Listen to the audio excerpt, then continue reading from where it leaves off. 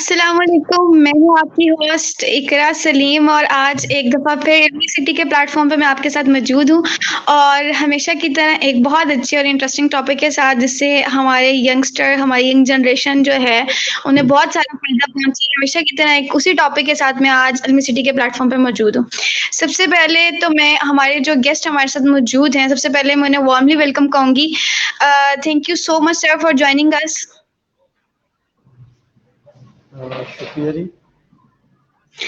जज़ाकल्लाह सर। जी, मैं अपने टॉपिक की तरफ जाने से पहले अपने ऑडियंस से कहती चलूँ कि हमारा आज का टॉपिक जो है वो कंटेंट राइटिंग से रिलेटेड है। हमारे जो यंगस्टर्स हैं, जो पढ़े लिखे हैं या मतलब उससे भी बड़े जो लोग आ जाते हैं, बच्चे जो हैं वो बहुत ज़्यादा इंटरेस्ट रखते हैं कंटेंट राइटिंग क्या है, हम इसको किस तरह लिख सकते हैं, इसके फ़ायदे क्या हैं, हमें इससे क्या फ़ायदा होगा, क्या नुकसान होगा, हम लोग क्या सीख सकते हैं, इससे हम पैसे अर्न करना चाहते हैं तो हम कैसे करें, अगर हम किसी की असाइनमेंट बनाएं तो हम कंटेंट कहाँ से लें, कैसे लें, हम पेड वर्क किस तरह करें। तो आज ये हम लोग सब चीज़ें डिस्कस करेंगे। आप लोग हमारे साथ रहिएगा और इस तरह का कोई भी क्वेश्चन हो, कोई भी क्यूरी हो आप लोगों के दिमाग में, आप प्लीज़ कमेंट सेक्शन में पोस्ट करके हमसे पूछ सकते हैं। सबसे पहले सर, हम अपने टॉपिक की तरफ जाने से पहले मैं आपसे एक रिक्वेस्ट करूँगी कि आप ज़रा ब्रीफली इंट्रोडक्शन करवा दें हमारे ऑडियंस को अपना। जी, कामरा नसीम बटालवी मेरा नाम है और रोज़नामा नवायक से कॉलम निगार हूँ और इसके अलावा नसीम ग्रुप ऑफ एजुकेशन का जो है वो CEO हूँ और इसके अलावा जो है कुछ NGOs के लिए जो ना वो वर्क कर रहा हूँ। ये मुख्तसर सा तारुफ है, बाकी आप स्टार्ट करें। जी, जज़ाकल्लाह। ये मुख्तसर नहीं है, ये भी बहुत है, ये भी किसी-किसी को अज़ीज़ होता है इतना सारा इंट्रोडक्शन देना। सर जी, हम बहुत अपने शुक्रिया। जी, जज़ाकल्लाह। सर हम अपने टॉपिक की तरफ जाएँ तो सबसे पहले मैं आपसे कहूँगी कि कंटेंट राइटिंग है क्या? हम इसको किस वर्डिंग में लेके जाते हैं? आप इसकी डेफिनेशंस, अगर मैं अपना एक्सपीरियंस आपके साथ शेयर करूँ तो हर बंदे की कंटेंट राइटिंग से रिलेटेड डिफरेंट डेफिनेशन है। वो उसको एक अलग तरीके से परसीव करते हैं। तो सर आप ज़रा स्पेसिफाइड वर्ड्स में बताइए कि कंटेंट राइटिंग है क्या? सबसे पहले तो हमें ये इल्म होना चाहिए कि कंटेंट जो है वो किसे कहा जाता है। कंटेंट जो है वो होता क्या है। कंटेंट दरअसल एक लफ्ज़ी अगर इसका मतलब लिया जाए तो ये इसे मवाद कहा जाता है, लेकिन ये मवाद जो है वो किस लिहाज से होता है। अगर इसको एलेबोरेट किया जाए तो ऐसा इसे कह सकते हैं जैसे अगर एक मर्तबान के अंदर बीन्स पड़े हुए हैं तो वो मर्तबान के अंदर पड़ा हुआ कंटेंट है। इसी तरह अगर किताब के अंदर जो वर्ड्स स्प्रेड हैं, जो अल्फाज फैले हुए हैं, वो अल्फाज जो हैं दर हकीकत कंटेंट है। लेकिन आजकल कंटेंट की इख्तरा जो उसकी जो इस्तिलाह है वो बदल चुकी है और उसमें अगर हम देखते हैं तो सूती यानी कि साउंड, बसरी यानी वीडियो और पर मुश्तमिल जो पैगामात हैं जो किसी मकसदियत के तहत तरतीब दिए जाते हैं, उसको जो ना वो कंटेंट कहा जाता है। तो कंटेंट अपने अंदर जो ना वसी जो ना वो अपना एक हल्का या वसी जो ना अपना पैमाना लिए हुए हैं। और जहां तक रही बात जो है वो कंटेंट राइटिंग की अगर बात की जाए तो ये अपने अंदर खुद ही एक मतलब लिए हुए हैं। यानी कि कंटेंट का मतलब मवाद, राइटिंग का मतलब लिखना, यानी कि मवाद यानी कि तहरीर का लिखना। और तहरीर क्यों लिखी जाती है? तहरीर सिर्फ इसलिए लिखी जाती है कि उसके पीछे कोई ना कोई मकसद जो है वो पिन्हा होता है, और जो मकसद पिन्हा होता है और उसकी वजूहात क्या हैं। यानी कि आप कंटेंट सिर्फ यही नहीं है कि आप जो एक अच्छी सोच वाला या आला अरफा जो ना आइडियाज वाला जो है बंदा ही कंटेंट लिख सकता है, एक आम बंदा भी कंटेंट लिख सकता है। आप सोशल मीडिया के लिए जो कुछ लिखते हैं, अपना पैगाम लिखते हैं, मैसेजिंग करते हैं या जो कुछ भी करते हैं वो दरअसल कंटेंट ही होता है। सोशलाइजेशन के लिए आप कंटेंट जो भी लिखते हैं वो कंटेंट होता है। थॉट्स एक्सप्रेशन के लिए जो लिखते हैं वो कंटेंट होता है। और इसी तरह जो कल्चर को रिप्रेजेंटेशन के लिए आप जो लिखते हैं वो भी कंटेंट ही होता है। तो हर वो तहरीर जो किसी मकसद के तहत के लिए लिखी जाए वो दर हकीकत कंटेंट होती है, यानी कि इनफरादियत से लेकर इज्तमाइयत के मकसदियत के दरमियान, यानी कि जो तहरीर लिखी जाए उसे कंटेंट कहा जा सकता है। जी बिल्कुल ऐसे ही है sir. Thank you so much, आपने बहुत अच्छे वर्ड्स में इसको डिस्क्राइब किया है और ये बहुत अच्छी और स्पेसिफिक डेफिनेशन है इस चीज़ की। इसमें मैं जी आपने जैसे अभी कहा कि कंटेंट राइटिंग जो है वो अपनी डेफिनेशन खुद अपने वर्ड्स में है। तो सर ये जी जी जैसे अभी आपने कहा कि सोशल मीडिया पे हम लोग जो लिखते हैं, क्या स्पेसिफाई है कि अगर हम लोग किसी चीज़ को या कोई असाइनमेंट्स को लिखें या कोई प्रोजेक्ट करें वही कंटेंट राइटिंग है? अगर हम लोग अपने बारे में लिखना चाहें, हम लोग किसी को देख के किसी पे जैसे स्टोरी लिख दी या कोई पोएट्री लिख दी, तो इसको हम कंटेंट राइटिंग में ले सकते हैं? देखिए, मैंने आपको कहा कि इसे सेग्रीगेट कर दिया जाए तो ये एक ऐसा फेल है जो इनफरादियत से लेकर इज्तमाइयत तक है। जब आप इनफरादियत की बात करते हैं तो आप अपने पर्सनल्स की बात करते हैं, अपनी ज़ात की बात करते हैं, और जब आप इज्तमाइयत की बात करते हैं तो इसके अंदर प्रोफेशनलिज्म आ जाता है। इसके अंदर जो है वो लॉट ऑफ जो फील्ड्स आ जाती हैं कि आप किस फील्ड के लिए जो ना वो लिख रहे हैं। अब अगर हम ओल्ड एजेस में चले जाएं, माजी में देखे जाके, तो आपको याद होगा या आपने सुना होगा कि लोग क्या करते थे। माजी लोग अपनी एक डायरी रखा करते थे और रात के वक्त वो अपनी डायरी लिख कर सोया करते थे। अगर वो अपने दिन भर की जो कारगुजारी होती थी या जो उनकी फीलिंग्स होती थी या उनके जो ऑब्जर्वेशंस होती थी वो उसको कलम बंद कर लिया करते थे, और वो जो कलम बंद करना था वो भी जो है वो जो एक कंटेंट राइटिंग ही कहा जाता था। और इस कंटेंट राइटिंग को आज जदीद दौर में इस तरीके से देख सकते हैं कि आप जब फेसबुक पर लिखते हैं, आप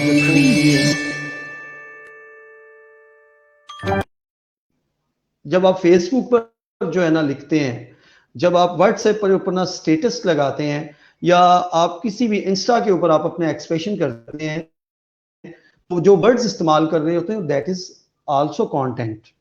और कंटेंट, और जब आप इससे हर एक तालीमी इदारे के मैगजीन के लिए काम कर रहे होते हैं, आप अपनी किसी एनजीओ के लिए पेपर वर्क कर रहे होते हैं और अल्फाज का चुनाव कर रहे होते हैं, और उस अल्फाज का चुनाव, उस तहरीर का मकसद जो है वो अपने मकासद का हसूल होता है, ये कंटेंट ही होता है। Thank you so much sir. बस मैं एक कह लें कि ये एक मिथ्स बनी हुई है हमारी सोसाइटी में कि आप प्रॉपर सिर्फ किसी बुक को लिखें या कोई ब्लॉग लिखें तो वही कंटेंट राइटिंग है। तो मैं ये क्लियर करना चाह रही थी कि कंटेंट राइटिंग तो कुछ भी हो सकता है, राइटिंग है, आप किसी भी कॉन्टेक्ट को कोई भी लिख लें, बस ये है कि उसका कोई पर्पस होना चाहिए, तो वो कंटेंट राइटिंग में ही इंक्लूड। मिथिका, इस तरह है कि हमारा जो मिथ बन चुकी है वो बिल्कुल दुरुस्त है। कंटेंट का अगर इसे हम स्पेसिफाइड कर दें या एक जगह पर इसकी फिक्सेशन कर दें तो ये नाइंसाफी है। अपनी जात के अंदर जो है वो अपने अल्फाज, लाजम नहीं कि मैं जो है ना वो बहुत अच्छा लिखता हूँ, लेकिन मैं कुछ तो लिख सकता हूँ। अगर मैं लिख सकता हूँ तो मैं अपने एहसासात और ख्यालात का इजहार कर सकता हूँ, और जब मैं कर रहा हूँ तो वो भी कंटेंट है। इसका मतलब ये नहीं है कि ये जो कंटेंट नहीं है। बस इसको कंटेंट का मकसद एक खुद इटसेल्फ इस सॉरी इसको एक स्टैंडर्ड के तहत जो है ना वो मुकर्रर कर दिया गया कि ये एक स्टैंडर्ड है, और इसका मतलब सिर्फ मार्केट के लिए काम करना, इसका मतलब सिर्फ मीडिया के लिए काम करना। हालांकि मैं अगर मैं मुझसे पूछा जाए तो मैं इस थ्योरी के या इस नजरिया के खिलाफ हूं। हर वो तहरीर जो इंसानी एहसासात या ख्यालात का इजहार कर रही हो वो कंटेंट है, अल्फाज की सूरत में। जी, ठीक हो गया। Thank you so much sir. ये बहुत अच्छी और स्पेसिफिक डेफिनेशन है और ये जो हमारी सोसाइटी में मिथ्स बनी हुई है इनको ख़त्म करने के लिए बहुत अच्छे वर्ड्स हैं ये। सर अगर हम लोग जैसे अब कंटेंट राइटिंग की बात कर रहे हैं तो एक क्वेश्चन मैं आपसे करती जाऊँ कि ये आर्टिकल, ब्लॉग्स और कॉलम्स इनमें क्या डिफरेंस होता है? देखिए, आर्टिकल, ब्लॉग और कॉलम, अगर हम सबसे पहले बात करें कॉलम की, कॉलम एक जो है वो एनिशेंट फॉर्म है जो स्पेसिफाइड फॉर न्यूज़पेपर है, जिसमें एक शख्सियत की जो है ना वो उसके अल्फाज का इजहार होता है और वो किसी भी मौजू पर हो सकता है। कॉलम और ब्लॉग जो है कॉलम की एक जदीद शक्ल है।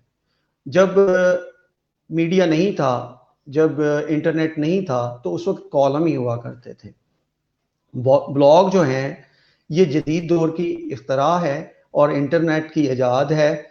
कॉलम के लिए, कॉलम और ब्लॉग में सिर्फ इतनी मुमासलत है कि ये इसके अल्फाज जो हैं वो 300 से 1000 तक हो सकते हैं, यानी कि ये कॉन्सिस्ट करता है 300 वर्ड्स टू 1000 वर्ड्स, जबकि आर्टिकल जो है 1000 वर्ड से लेकर जो है वो अबाउट जो है ना 4000 वर्ड्स तक होता है। और ब्लॉग और जो है कॉलम के अंदर जो अहम चीज है वो ये है कि you can express your catharsis, your feelings, your observation without any kind of hesitation. But when you talk about article, तो उसमें आपको ये करना होता है कि आपको नपी तुली बातें करनी होती हैं और उस आर्टिकल को जो है बिल्कुल डिटेल के साथ बयान करना होता है और उसके अंदर फैक्ट्स एंड फिगर्स जो ना बयान करनी होती है। और यूं कह सकते हैं एक मुदल्लल तहरीर और एक ऐसी तहरीर जो रिसर्च बेस्ड हो वो एक आर्टिकल है, और एक ऐसी तहरीर जो ज़ाती ख्यालात, तजर्बात, एहसासात और जो है हमारा अपनी ज़ात मुश्तमिल हो और मुख्तसर अल्फाज के साथ हो, वो कॉलम या ब्लॉग कहलाता है। जी, थैंक यू सो मच जज़ाकल्लाह सर। ये तो बहुत अच्छा और स्पेसिफाई आंसर है।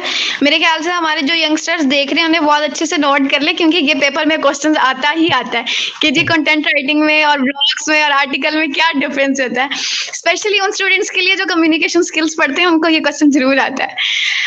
जी सर, मैं नेक्स्ट क्वेश्चन जाने से पहले मैं अपने ऑडियंस से कहती चलूँ कि हमारा आज का टॉपिक कंटेंट राइटिंग से रिलेटेड है। आप लोग इससे रिलेटेड कोई भी क्वेश्चन करना चाहते हैं हमारे कमेंट सेक्शन में पोस्ट करें, हम आपको हर सवाल का जवाब देंगे। जैसे कि हमारे बहुत ऑनरेबल गेस्ट हमारे साथ मौजूद हैं, मैं उनसे आपकी हर सवाल का, हर क्यूरी का, हर कोई भी आप लोगों के कोई क्यूरी चल रही हो, कोई दिमाग में कोई भी कह लें कि मिसअंडरस्टैंडिंग है, मिसकंसेप्शन है, हम हर चीज़ को दूर करेंगे। आप जो भी क्वेश्चन करें हमारे टॉपिक से रिलेटेड करें, और हमारा टॉपिक है कंटेंट राइटिंग। जज़ाकल्लाह सर। हम अपना टॉपिक आगे बढ़ाएं तो एक, जैसे भी हमने डिफरेंस भी कर लिया, कंटेंट राइटिंग को बहुत अच्छे से डिफाइन भी कर लिया, तो अब अगर हम लोग इसको लिखने की तरफ आए तो क्या हमारे पास बेसिक स्किल्स ऐसे होने चाहिए जो कि हम कंटेंट राइटिंग में हमारे पास हो? क्या ऐसी महारत हमारे अंदर होनी चाहिए जिसको हम लिख सकें? मुआशरे में जो है वो आपने देखा होगा कि जिसकी कम्युनिकेशन स्किल हैं उसको जो लोग बहुत पसंद करते हैं, और अपने कुर्बो जवाब में एक अच्छा ओरेटर जो है, जो स्पीकर है, उसकी जो है व्यूअरशिप जो है ना वो बढ़ती है। और इसी तरह कंटेंट राइटर अगर उसके अंदर अगर जिस तरह एक कम्युनिकेशन स्किल रखने वाला शख्स जो है अपने लिसनर्स को बढ़ा लेता है, इसी तरह एक जो है राइटिंग स्किल वाला शख्स जो है वो अपने रीडर्स को बढ़ा लेता है। और वो है दोनों स्किल्स, एक अल्फाज की स्किल और दूसरी जो है वो गुफ्तगू की स्किल। दोनों महारतें अपनी अपनी जगह पर हैं। और आजकल के अंदर चर्ब ज़बानी जो है, बातों से तो बात चीजें जो है ना उसमें आपको इम्प्रेस कर सकते हैं, लेकिन जब आप पढ़ी लिखी बातें करते हैं, जब स्कूल ऑफ थॉट्स तक अपनी अप्रोचेस को पहचाना चाहते हैं, तो फिर जनाब अली आपको जो है वो राइटिंग स्किल चाहिए। और राइटिंग जो है जब नहीं होगी तो फिर आप जो है ना वो अच्छा लिख सकेंगे और अच्छा बयान कर सकेंगे। सर राइटिंग स्किल्स अच्छी होनी चाहिए, आपकी ये बात बहुत अच्छी है। और सर राइटिंग स्किल्स के साथ मतलब आपकी कॉन्सेप्चुअल क्लैरिटी जो है वो भी बहुत अच्छी होनी चाहिए, यानी कि आपका ऑब्जर्वेशन स्टाइल भी बहुत अच्छा होना चाहिए।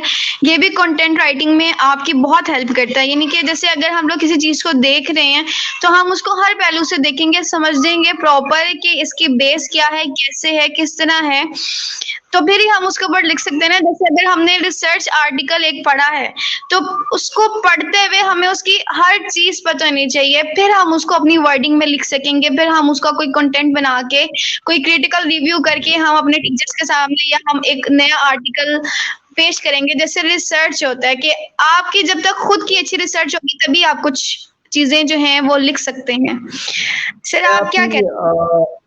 मैं आपकी बात से एग्री करता हूँ। जो मैंने स्किल की इम्पोर्टेंस के हवाले से बात की है, वो तो जी इम्पोर्टेंस जी है, लेकिन नेक्स्ट फर्दर अगर इसके ऊपर बात करें तो वो आपकी बात जो है ना वो आगे बढ़ती है, और वो बात है इसके trades, what kind of trades about content writing. ठीक है, राइट। उसके ट्रेड्स ये है कि सबसे पहले तो आपके अंदर जो ना वो लिखने की सलाहियत मौजूद होनी चाहिए, कि आया आप अपने एक्सप्रेशंस को अल्फाज के ज़रिए उसका इज़हार कर सकते हैं। अगर कर सकते हैं तो आप के आया उन मैनर्स को फॉलो करते हैं जो। जी जी बिल्कुल, आप बोले, मैं सुन रही हूँ। हाँ जी, हाँ जी, जो स्टैंडर्ड्स, जो स्कूल ऑफ थॉट्स जो हैं, राइटिंग स्कूल ऑफ थॉट्स हैं, उनके उसको उसके ऊपर पूरा उतर रहे हैं। और उसके साथ साथ ये स्टैंडर्ड के साथ साथ आप जो है आपकी ऑब्जर्वेशन, आपकी जो है ना फीलिंग्स, और आपका जो है वो रियलिटी बेस्ड होना वो किस हद तक है, ये वो चीजें हैं जो कंटेंट राइटिंग को जो है ना बढ़ाती हैं। ठीक है, और यही वो महारतें हैं जो आपको एक अच्छा मुसन्नफ या अच्छा लिखारी बनाती हैं। बिल्कुल, अच्छा, thank you so much sir, कि ये बहुत अच्छे आपने पॉइंट्स बताए हैं। और मैं अपने ऑडियंस से कहूँगी कि आज का जो हमारा सेशन है वो बहुत इन्फॉर्मेटिव है, और हमारे जो गेस्ट हैं ऑनरेबल हमारे साथ मौजूद हैं, बहुत कुछ इसमें हमें बता रहे हैं, आप इसको नोट डाउन कर लें। स्पेशली जो यूनिवर्सिटी स्टूडेंट्स हैं, कॉलेज स्टूडेंट्स हैं, इनको सबसे ज़्यादा शौक होता है कि हम पैसे कमा लें किसी ना किसी तरीके से, तो आज ये स्टेप्स नोट कर लें, आपके बहुत काम आएंगे। सर अगर एक लेमैन जो है वो कंटेंट राइटिंग लिखना स्टार्ट करे तो उसके पास क्या ऐसी चीजें होनी चाहिए, क्या ऐसे स्किल्स होने चाहिए कि हर के जो एक लेमैन है, आम इंसान है, वो भी इस तरफ खुद को माइल कर सके? सबसे पहले मिस उसके लिए ये है कि अगर इफ कोई आम यानी कि सादा सा आदमी, यानी कि कोई ले पर्सन जो है ना वो लिखना चाहता है, तो उसकी सबसे पहले उसके लिए एडवाइस है कि उसे अच्छे लोगों को पढ़ना होगा। और जब वो अच्छे लोगों को पढ़ेगा तो फिर ही उसे पता चलेगा कि लिखने का अंदाज क्या होता है, उसके पैरामीटर्स क्या होते हैं, और अल्फाज का चुनाव क्या होता है, और उसका एक सीक्वेंस क्या होता है। ये वो चीज़ें हैं, और जब आप पढ़ेंगे तो फिर ही आपको जो है ना वो इस पैटर्न के ऊपर चलने का जो है ना वो मौका मुयस्सर आएगा। और हमेशा जो है एक अच्छा नावल निगार या अच्छा फिक्शन राइटर जो है वो हमेशा एक छोटे से बच्चे से जो ना वो बनता है। जब वो छोटी उम्र में एक छोटी सी कॉपी स्टोरी लिखता है अपने पेज के ऊपर, तो वही स्टोरी जो है उसको आगे लेकर चलती है। दूसरी चीज जो है वो इंसान की पर्सनल इंटेंशंस हैं, और उसकी जो है उसकी जो तरजीहात हैं। अगर उसके अंदर इंटेंशंस नहीं है, या उसकी तरजीहात नहीं है, या वो उसके अंदर डिजायर नहीं है, तो फिर वो एक कंटेंट राइटर कैसे बन सकता है। हमारे यहाँ स्टूडेंट्स का अलमिया ये है कि उनको जबरन जब रिसर्च वर्क का काम करना पड़ता है तो फिर वो जबरन रिसर्चर बन रहे होते हैं, वो अपने दिल से नहीं कर रहे होते। और जब वो दिल से करेंगे तो फिर वो डेफिनेटली एक क्वालिटेटिव कंटेंट राइटर जो बनेंगे। रिसर्च की बात करें, अब जैसे आपने कर ही दी है, तो रिसर्च के लिए ये भी तो होता है ना कि आपका जो आपको गाइड कर रहा है, ठीक है, आपका जो टीचर है जो स्पेसिफाई होता है, वो भी तो एक इस तरह होना चाहिए ना जो आपको समझा सके कि चल क्या रहा है। आप इस रिसर्च को किस तरह से पढ़ें, क्या पॉइंट्स पढ़ें, किस तरह से ऑब्जर्व करें, फिर ही आप इसकी कंटेंट राइटिंग कर सकते हैं। सर एक ये भी तो अब पॉइंट है, बच्चों को ऐसे ना कहें। आपने अब ये बॉल जो है ना वो एक टीचर की जो ना वो कोर्ट में डाल दी है।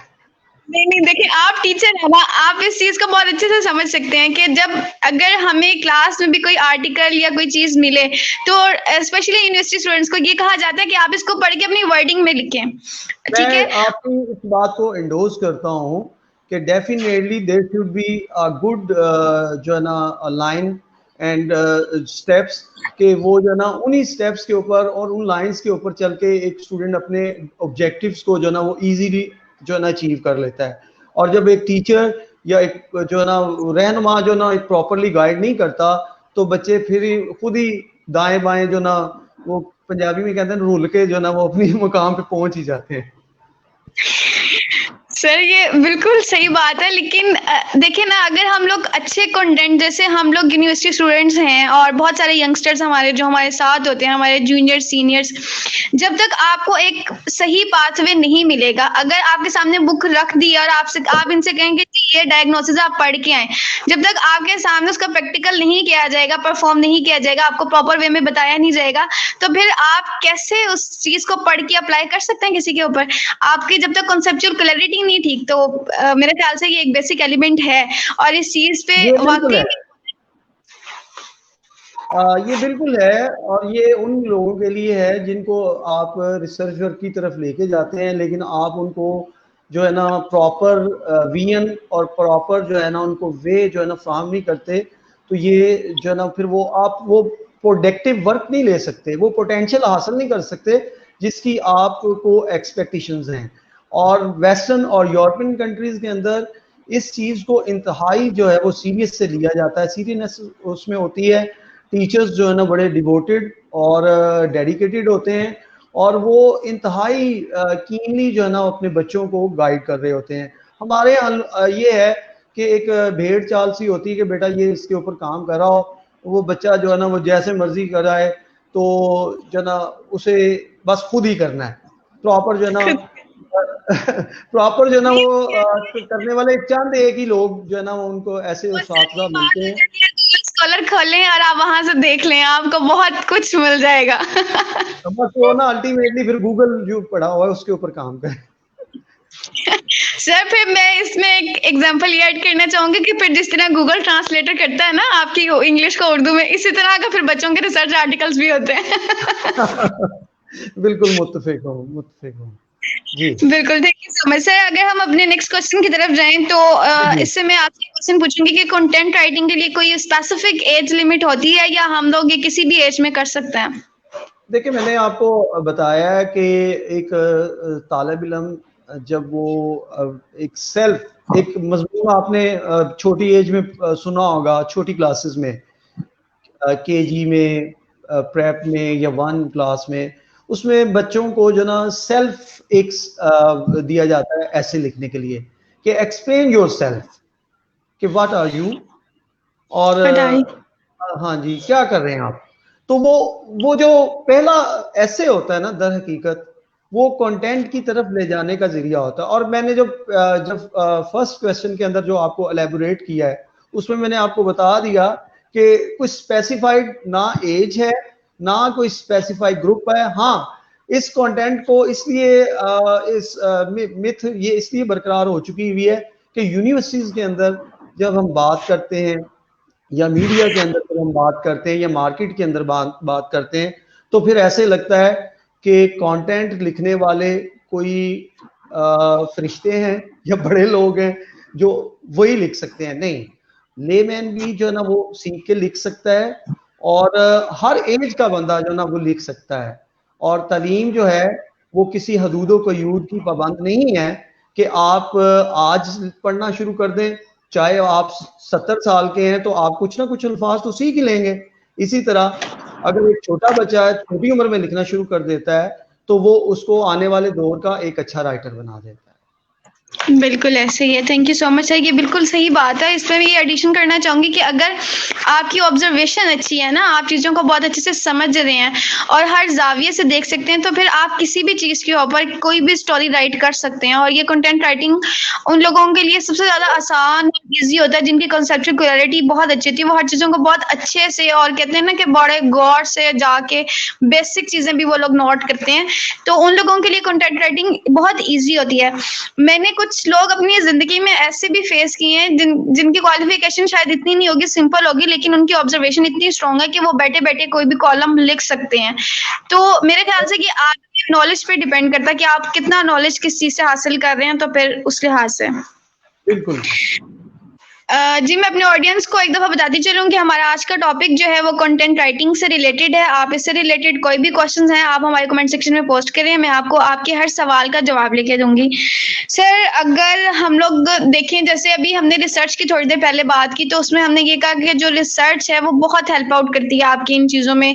और अगर आपने जिंदगी का कैरियर, मतलब एक चीज है ना, अगर जैसे पीएचडी कह रहे हैं कि खत्म हो जाती है, लेकिन रिसर्च के साथ साथ आपकी जो है डिग्री की वैल्यूएशन बढ़ती रहती है। सर, इसी तरह अगर कंटेंट राइटिंग है तो ये क्या हमारी कैरियर काउंसलिंग में हेल्प करती है? देखिए, कैरियर काउंसलिंग में बिल्कुल हेल्प करती है कंटेंट राइटिंग। और जब मकसदियत के तहत कोई भी चीज़ लिखी जाए और उस मकसदियत को आप कैरियर के लिए लगा लें, आप लर्निंग के लिए लगा लें, या किसी भी काम के लिए लगा लें, तो बिल्कुल जो है ना वो रहनुमाई मिलती है। तो कैरियर काउंसलिंग के लिए जो है ना वो कंटेंट राइटिंग है, लेकिन इसको यूटिलाइज कैसे किया जाए और इस कैरियर काउंसलिंग को कैसे लेकर चला जाए। पाकिस्तान के अंदर जो है वो प्रीवियस जो सेशन हुआ था उसमें मैंने बात किया था कि हमारे यहाँ कैरियर काउंसलिंग का कॉन्सेप्ट जो है अभी तक जो है ना वो अधूरा है, अभी तक नामुकम्मल है और ना नॉन सीरियसनेस मौजूद है। और ये तभी मुमकिन होगा जब हम स्कूल लेवल से लेकर यूनिवर्सिटी लेवल तक जो है कैरियर काउंसलिंग के लिए कंटेंट राइटिंग जो है डेवलप करेंगे। जी सर, बिल्कुल आपने बहुत अच्छी ये बात कर दी। मैं भी आपसे यही बात करनी चाहिए थी कि अगर हमें फर्स्ट स्टेप जो है वो क्या लेना चाहिए, और अभी आपने मुझे इसका स्पेसिफाई आंसर दिया कि हमें स्कूल लेवल से ये चीजें स्टार्ट करनी चाहिए, बच्चों को सेल्फ राइटिंग करवानी चाहिए, बच्चों से को कॉन्सेप्ट दे के उनसे चीजें लिखवानी चाहिए, और ये चीजें बहुत तरक्की करती है। सर, कभी आपने किसी स्कूल में देखा है कि इस तरह का कॉन्सेप्ट जो है वो दिया जाता है और बच्चों की इन ये जो लर्निंग है इस पे बहुत ज्यादा जोर दिया जाता है, एक्सेप्ट साइंस सब्जेक्ट पे तो दिया ही जाता है ना बहुत। हाँ जी, नहीं, मैं अब आपको बताऊं कि प्रॉब्लम हमारे यहाँ पे ये है कि हमारे यहाँ पर रट्टा सिस्टम जो है ना वो बहुत ज्यादा है हमारे यहाँ। 80% स्कूल्स जो इंस्टीट्यूशंस हैं वो बच्चों को जो है ना एक्सपीरियंस बेस्ड जो है ना वो एजुकेशन डिलीवर नहीं कर रहे होते। ठीक है, अगर एक्सपीरियंस बेस्ड एजुकेशन हो और उन्हें कहा जाए कि जाओ किसी स्टेशन पर बैठो और सीन ऑन रेलवे स्टेशन लिख के ले आओ, जाओ किसी हिल स्टेशन पर बैठो, हिल स्टेशन में जो जो तुमने फील किया उसे ऑब्जर्व कर कर लिख ले आओ। यहाँ पर ये होता है कि पब्लिशर्स बैठे हुए हैं, खुलासे तैयार हो रहे हैं, किताबें तैयार हो रही हैं, उसके अंदर धड़ाधड़ जो है ना वो कमर्शियल कंटेंट छपा हुआ है, बच्चे उसको पढ़ रहे हैं, रट्टा लगा रहे हैं और उसके बाद पास हो रहे हैं। जब आप रट्टे वाली जनरेशन पैदा करेंगे तो आप कैसे एक्सपेक्ट कर सकते हैं कि कंटेंट राइटर डेवलप होंगे। एक बच्चा मास्टर लेवल पर भी जो ना पेपर देने के लिए जब जा रहा है या पोस्ट ग्रेजुएशन के लिए भी वो कुछ कर रहा है तो वो भी हैंडबुक का सहारा ले रहा है। तो फिर हम क्रिएटिव लोग तो पैदा नहीं कर रहे, हम तो वही एक भेड़ चाल कॉपी पेस्ट वाली जनरेशन को डेवलप कर रहे हैं। तो यहाँ पर तो कंटेंट की इंपॉर्टेंस ही जो ना वो खो जाती है। सर, मैं यहाँ से आपसे एक और शेयर करना चाहूंगी आपसे कि जैसे भी आपने ये बहुत अच्छी बात की है कि स्कूल से लेकर ना कॉलेज तक प्रेफरेंस यही होती है कि जी खुलासे खोलें और वहां से पढ़ लें, वो वाली हेल्प बुक लें और वहां से देख लें। यहाँ तक कि मैथ्स के क्वेश्चन तक को भी ना कॉपी करवाया जाता है। ठीक है, कुछ क्वेश्चन ऐसे होते हैं, मैंने अक्सर देखे, जो बच्चों को समझ नहीं आ रहा होता या टीचर्स एक्सप्लेन कर रहे हैं, वो कहते हैं जी वो फलानी बुक ले लें और वहां से आप देख लें, आपको समझ आ जाएगी। तो सर जब हम लोग यूनिवर्सिटी लेवल के अंदर एंटर होते हैं तो उसके अंदर जैसे ही अब हम लोग एंटर हुए हैं तो हमारी पिछली पूरी लाइफ डिस्टर्ब मतलब वो तो डिस्ट्रॉय हो गई है कि यूनिवर्सिटी में तो खुलासा कॉपी राइटिंग कोई सीन ऐसे नहीं होता, वहां पे तो हर चीज आपको विदाउट प्लेजरिज्म चाहिए होती है। तो फिर हम लोग कहते हैं कि जी हमारे बच्चे एकदम से जीरो हो गए यूनिवर्सिटी जाके, कंपनी खराब मिल गई या ये वो, यानी कि हम लोग एक्सटर्नल चीजें देख रहे होते हैं, जो इंटरनल मसला वो तो हम देखते ही नहीं है कि हम लोगों ने क्या सिखाया अपने बच्चों को कि कॉपीराइट करें, और यूनिवर्सिटी में तो इन चीजों को देखा ही नहीं जाता। तो फिर जब वो वहां जाके कंटेंट लिखते हैं अपना, तो वो तो फिर बिल्कुल वेस्ट हो जाते हैं बच्चे, और उनका जो सेल्फ स्टीम लेवल है वो डाउन होने लग जाता है नेचुरली तौर पे। असल में बेसिक प्रॉब्लम जो है रूट से है। जब आप जड़ से ही ग्रूमिंग अच्छी नहीं करेंगे तो उसका असर जो है ना वो टॉप पे जाके होगा। ठीक है, वो जो बॉटम टू टॉप की जो थ्योरी है ना वो बिल्कुल दुरुस्त है। अगर आप बुनियाद ही जो है ना वो सतह के ऊपर रख रहे होंगे तो फिर जो है ना वो मामलात जो है ना वो फिर वैसे ही होंगे, वो एक आर्जी जो ना इमारत होगी। लेकिन ये नहीं बात कि पाकिस्तान के अंदर ऐसे अदारे नहीं हैं। पाकिस्तान के अंदर बेशुमार ऐसे तलीमी अदारे हैं जो क्वालिटेटिव एजुकेशन दे रहे हैं, जो बच्चों की किरदार साजी, बच्चों की तालीम जो है वो सही मायनों में कर रहे हैं, और वो उनको उसी बुनियाद पे लेके चल रहे हैं जिस पर जो ना वेल्थ जो है ना वो नेशन चली। तो यहाँ पर जो है ना सिर्फ यही है कि हमारे यहाँ अगर बुनियाद से बच्चों को अच्छे तरीके से लेकर चला जाए तो यूनिवर्सिटी में जाकर ये प्रॉब्लम ना आए। वही बात है कि जो बात एक बच्चा अगर स्पोकन स्किल के अंदर जो है ना उसको स्कूल के अंदर अपॉर्चुनिटी नहीं फराहम की गई, वो थ्रू आउट द स्कूल और फिर कॉलेज के अंदर शाइनेस करता गया, और यूनिवर्सिटी लेवल पर जब आता है तो उसे प्रेजेंटेशन पेश करनी पड़ जाए या देनी पड़ जाए अपने सब्जेक्ट के हवाले से, तो फिर तो वो जो है ना वो कंफ्यूज होता है और फिर उसको जो है ना उसके हाथ पांव फूलना शुरू हो जाते हैं। तो कैसे मुमकिन होगा? ये इसी तरह मुमकिन होगा कि जब हम ग्रास रूट लेवल से अपने बच्चों की परवरिश, उनकी तरबियत और उनकी ग्रूमिंग को उन्हीं लेटर्स पर लेके चले जो तरक्की याफ्ता ममालिक लेके चल रहे हैं, तो हम कामयाब हैं। अदरवाइज जो है वो हम जो है ना आधे तीतर आधे बटेर बन रहे हैं। बिल्कुल ऐसे ही है, और अभी तक ऐसे चल रहा है। होप्स अगर कुछ चेंजिंग आ जाएंगी इन फ्यूचर, लेकिन चले, चलती का नाम गाड़ी है, हम यही कह सकते हैं इस time. Hope for that. Yes sir. अगर सर हमारे एक ऑडियंस से क्वेश्चन है कि हैंड राइटिंग के लिए कौन कौन से स्किल्स इम्पोर्टेंट हैं? देखें, हैंड राइटिंग के लिए आजकल तो हैंड राइटिंग की तरफ लोग तवज्जो जो है ना बहुत कम देते हैं। वही जो स्कूल में सिखा दिया गया वही, उसके बाद जो है ना वो अगर कोई टेढ़ा लफ्ज लिख रहा है तो वो मास्टर लेवल तक टेढ़ा ही लिखेगा, वो अपने पोस्ट ग्रेजुएट टेढ़ा ही लिखेगा। तो ये तो बेसिक से जो ना वो चलना चाहिए। हाँ, अगर एक शख्स या एक स्टूडेंट ये समझता है कि मेरी लिखाई बेहतर नहीं है, तो there are lot of tools about improvement of writing. उसमें जो है ना कैलीग्राफी कॉपीज मिल जाती है, नोटबुक्स मिल जाती हैं। अब तो जो है ना वो नोटबुक्स के अलावा जो है, अब पुराने ज़माने चले गए जब कातब हुआ करते थे, जब खतात हुआ करते थे, उनके पास लोग जाके काम किया करते थे, लेकिन लिखने वाले बताने वाले अभी भी मौजूद हैं। उसके लिए मैक्सिमम प्रैक्टिस है, और मैक्सिमम जो है वो चाहे वो इंग्लिश है चाहे वो उर्दू है, कैलीग्राफी को फॉलो किया जाए और उसकी मैक्सिमम प्रैक्टिस की जाए तो हैंड राइटिंग इंप्रूव हो सकती है। चलें, thank you so much. I hope so कि हमें अपने क्वेश्चन का आंसर मिल गया होगा। सर मैं अपने नेक्स्ट क्वेश्चन की तरफ चलूँ तो मैं ये पूछूंगी कि जो कंटेंट राइटिंग है, क्या हम लोग ये ऑनलाइन कर सकते हैं?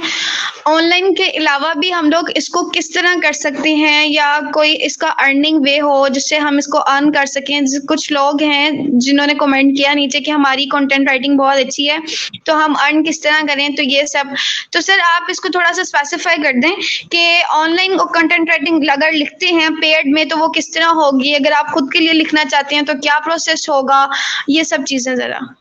उसमें सबसे पहले तो ये है कि if you want to a content writer, you should represent yourself as a brand। और जब ब्रांड के लिए अपने आप को आपने रिप्रेजेंट करना है तो you have to your own portfolio, अपना पोर्टफोलियो बनाएं और पोर्टफोलियो बनाने के लिए फिर वही है कि आपको कॉलम लिखने पड़ेंगे, आपको ब्लॉग लिखने पड़ेंगे, आपको आर्टिकल लिखने पड़ेंगे और कसीर तादाद में लिखने पड़ेंगे। और उसको आप अपने जो है ना वो अपने ब्लॉग के ऊपर जो है ना वो अपनी वेबसाइट बना लें तो एक अलग चीज है। अगर वो नहीं है तो जो सोशल मीडिया की वेबसाइट्स हैं जैसे वर्डप्रेस है, जैसे medium.com है, इस तरह की इनके ऊपर जो ना आप अपना अपना कंटेंट जो ना वो डाल दें। तो इवन medium.com एक ऐसा है जैसे वीडियो का जो है ना यूट्यूब जो है वो पे करता है, इसी तरह कंटेंट राइटिंग के लिए medium.com जो है वो पे करता है। अगर आपकी तहरीर के अंदर चरबा नहीं है, प्लेजरिज्म नहीं है, तो फिर आप जो है अपने कंटेंट को वहां पर डाल दें। जब आप वहां पर डाल देंगे तो जो है आपके उस साइट के ऊपर से अगर आपकी उस रीडरशिप बढ़ती है तो आपको अल्टीमेटली वहां से कुछ ना कुछ अर्निंग खुद ब खुद वो वेबसाइट आपको पे करना शुरू कर देगी। ठीक है। और अगर लिंक्डइन भी जो है ना इसमें शामिल है। ठीक है। और अगर इससे भी अगर पैसे नहीं मिलते तो फिर उसके बाद आप समझते हैं कि आपके पास 100, 200 या 300 आपके आर्टिकल या ब्लॉग या कॉलम हो चुके हैं, तो आप अपनी मार्केट खुद करना शुरू कर दें। मार्केट में कंटेंट राइटर की जरूरत है। बड़े ब्लॉगर साइट्स को, बड़े मार्केटिंग कंपनीज को, मीडिया, डिजिटल मीडिया कंपनीज को, नेटवर्क को, इन सबको जरूरत होती है कंटेंट राइटर को। अपना अपना कंटेंट लिखें और बल्कि उनसे अप्रोच करें कि मैं अपने आर्टिकल लिख चुका हूं और ये मेरे पास जो है वो मौजूद है, तो बताएं। अगर तो उनको आपके आर्टिकल की जरूरत जो ना वो समझते हैं कि अगर आपके आर्टिकल स्टैंडर्डाइज हैं और पूरा कर रहे हैं मामलात को, तो फिर वो आपको यकीनी तौर पर जो ना एक अपॉर्चुनिटी फ्राहम करेंगे। तो इस तरीके से आप जो ना वो वेबसाइट के जरिए यानी कि अपने कंटेंट के जरिए जो ना वो अर्निंग कर सकते हैं। लेकिन ये तभी मुमकिन होता है जब आप पहले किसी इंटरेस्ट के बगैर जो ना लिखें। और जब आप ये सोच के लिखेंगे कि भाई मैंने तो आज जो तहरीर लिखी है, मेरी पहली तहरीर के ऊपर मुझे डॉलर्स मिलना शुरू हो जाए, तो it is not possible and it is not a easy way. बिल्कुल ऐसे ही है सर। इनिशिएट लेना जो है ना वो एक बहुत मुश्किल काम है और इसमें इंसान को थोड़ा सा सब्र भी रखना चाहिए, पेशेंट आपके अंदर होना चाहिए। जितना ज्यादा आप सब्र से काम लेंगे उतना अच्छा आप आगे चलेंगे। और ऐसे ही है ना कि अगर क्लास में फर्स्ट डे बैठे हैं तो नेक्स्ट डे तो आपको पोजीशन नहीं ना मिल जाती, आपको पूरा साल मेहनत करनी पड़ती है और स्टिल मेहनत करनी पड़ती है। उसके बाद फिर आप जाके वो जो पोजीशन अपनी मेंटेन कर सकते हैं या उस वो जो आपने गोल रखा होता है वो आप अचीव कर सकते हैं। इसलिए तो थोड़ा सा सब्र से काम लेना चाहिए। और इसके जी जी जी बात कर रहा हूँ कि अगर कोई आपको टॉप ऑफ द लिस्ट नजर आता है, आपको कोई सेलिब्रिटी नजर आती है, अगर आपको एक बड़ा नावल निगार नजर आता है, बड़ा कॉलम निगार नजर आता है, एक बड़ा ड्रामा राइटर नजर आता है, स्क्रिप्ट में मास्टर नजर आता है, तो उसके पीछे एक अनटायरिंग एफर्ट है, एक कॉन्टिन्यूस जो है वो स्ट्रगल है, फिर जाके ये होता है। और सबसे पहले जब उसने पहली तहरीर लिखी तो उसने पैसों के लिए नहीं लिखी। तो हमें बिफोर अर्निंग मनी एक कंटेंट राइटर को अपनी अप्रोच ये करनी होगी कि उसे जो है सबसे पहले क्वालिटेटिव मैटर को क्रिएट करना होगा और फिर जाके वो सोचे कि मुझे पैसा कमाना है। बिल्कुल ऐसे ही है। ये नहीं कि सर मतलब हम ये भी कह सकते हैं कि आप पहले जो भी काम करें खुद के लिए करें और उसको इतना खूबसूरत लिखेंगे, आप ऐसे लगेंगे आप खुद की तारीफ बयान कर रहे हैं और इतना आपके लफ्ज हैं वो चीज की जिसको भी आप बयान करना चाह रहे हैं वो आपकी जो वर्डिंग है वही उस चीज को प्योरीफाई करे, तो फिर मजा है ना। फिर आहिस्ता आहिस्ता आपको मिलती जाती हैं, सजेशंस मिलती जाती हैं, तो आप खुद को बहुत प्रूव कर लेते हैं। तो बस खुद ब खुद रास्ते मिलते जाते हैं। खुद ब खुद रास्ते। बस ये है कि अगर आप अपने गोल पे रहें और सब्र से काम लें और अपनी अचीवमेंट को इम्प्रूव करने के लिए आप वो जो सजेशंस मिल रही हैं उनको अपनाएं और देखें कि क्या सही क्या गलत, इसमें मैं क्या और ठीक करूं, क्या चीज़ मेरी और ऑब्जर्वेशन स्ट्रांग होनी चाहिए कि जिसको और ब्यूटीफाई कर दे, दूसरों से थोड़ा सा हट के दिखा दे। तो इन सब चीज़ों के लिए आपको खुद थोड़ी सी हिम्मत करनी चाहिए। सर, इन द बिल्कुल। लास्ट अगर आप हमारे ऑडियंस को कोई मैसेज कन्वे करना चाहें। मैसेज यही है कि चूंकि ये जो बात हम आज जो टॉपिक जिस पे हमने बात की है, ये टॉपिक है एक पढ़े लिखे तबके का, ठीक है। और आजकल हमारी जनरेशन जो है वो कंटेंट एक पढ़ाई की हद तक उसको लेती है, उसके लिए प्रेफरेंसेस जो हैं वो हैं सोशल मीडिया, जिसमें टिकटॉक है, जिसमें दीगर चीज़ें हैं। ये मैं हर दफ़ा ये बात करता हूँ कि हमारी न्यू जनरेशन जो है वो इन चीज़ों से में पढ़ के जो है ना वो अपने असल जो ऑब्जेक्टिव्स हैं उनसे दूर हटती जा रही है। तो उनके लिए पैगाम ये है, बिलखुसूस न्यू जनरेशन के लिए, स्टूडेंट्स के लिए, यंगस्टर्स के लिए, कि ये दिस इज आर्टिफिशियलिटी। ये एक जो है ना मसनूई जो है ना वो चमक दमक है। हमें इस मसनूई चमक दमक से निकलना होगा। हमें वो चीज़ें जो हमारे फ्यूचर को, हमारे कैरियर को और हमारी लाइफ को रियल मायनों में जो है वो चेंज कर दे, हमें उस तरफ आना होगा। और हमें अपने वक्त को बचाने के लिए इन चीज़ों से निकलना होगा। तो मेरा यही मैसेज है न्यू जनरेशन को कि अपना टाइम जो है वो पॉजिटिविटी और प्रोडक्टिविटी की तरफ जो है ना वो इस्तेमाल करें, रेदर देन कि आप जो है ना इस तरह के बेतुके कामों के अंदर जो ना वो अपना 2-2 3-3 घंटे जो ना सफ़र कर दें और उसका हाथ कुछ भी ना आए। बिल्कुल ऐसी है। Thank you so much sir. It was, ये तो मैं कहूँगी कि बहुत ग्रेट सेशन था हमारा, और जो आपने मैसेज दिया है कि भी बहुत खूबसूरत लफ्ज़ थे, और वाकई में हम लोग चंद के अपने सेल्फ को सेटिस्फाई करने के लिए सिर्फ कुछ मिनट के लिए, कुछ घंटों के लिए हम अपना उसमें पता नहीं कितना फ्यूचर का टाइम जो है वो वेस्ट कर रहे होते हैं, और वक्त जब गुजर जाता है तो वो दोबारा से नहीं मिलता। इसलिए इसको प्लीज जाया ना करें और स्किल्स वो अपनाएं, वो चीजें यूज करें, वहां पे टाइम लगाएं जहां से आपको फायदा मिल रहा हो। अगर हम लोग सोशल मीडिया का यूज कर रहे हैं प्लेटफॉर्म, तो देखें जैसे हमारा इस टाइम यहाँ का सेशन है कंटेंट राइटिंग का, अगर आप लोग ये सेशन सुन रहे हैं या इस तरह का कोई और प्रोग्राम देख रहे हैं तो इससे आप लोग कुछ ना कुछ हासिल करेंगे, ज्यादा नहीं। आप एक आधा वर्ड, एक आधी लाइन आपके दिमाग में जरूर ऐसी हो जाएगी जिससे आपको लगेगा कि यार हाँ ये चीज जो है ना वो जाके हिट करती है दिमाग में कि अब मैं ये काम कर सकता हूँ। कुछ ना कुछ आइडिया आपको यहाँ से जरूर मिलेगा।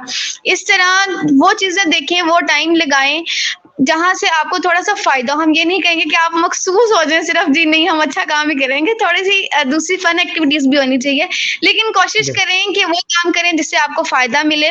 और आपका फ्यूचर आपके पेरेंट्स का फ्यूचर है, और ये बहुत ही कीमती टाइम है जिसको हम लोग अगर वेस्ट कर देंगे तो शायद हम लोग अपने सामने बहुत सारे ऐसे लोग देख रहे होते हैं जो आज हमारे सामने मिसालें बन के ये खड़े होते हैं कि काश हम वो वक्त जाया ना करते तो आज हम लोग भी इस कॉलेज में, इस यूनिवर्सिटी में बैठे होते। तो इसलिए खुदारा खुद को उस जगह पे मत लेके आए, अपनी एक जो पर्सनैलिटी है जो बन रही है उसको बनने दें और एक अच्छी पर्सनैलिटी डेवलप करें और खुद को सेव करें और अपना फ्यूचर सेव करें। Thank you so much everyone and thank you so much sir. It was a really great session, बहुत इंफॉर्मेटिव सेशन था, और मैं उम्मीद करूंगी कि आप आइंदा हमारे यूनिवर्सिटी के प्लेटफॉर्म पे किसी और अच्छे टॉपिक के साथ हमें जरूर ज्वाइन करेंगे। Thank you so much sir and अल्लाह हाफिज टू एवरीवन। अल्लाह हाफिज।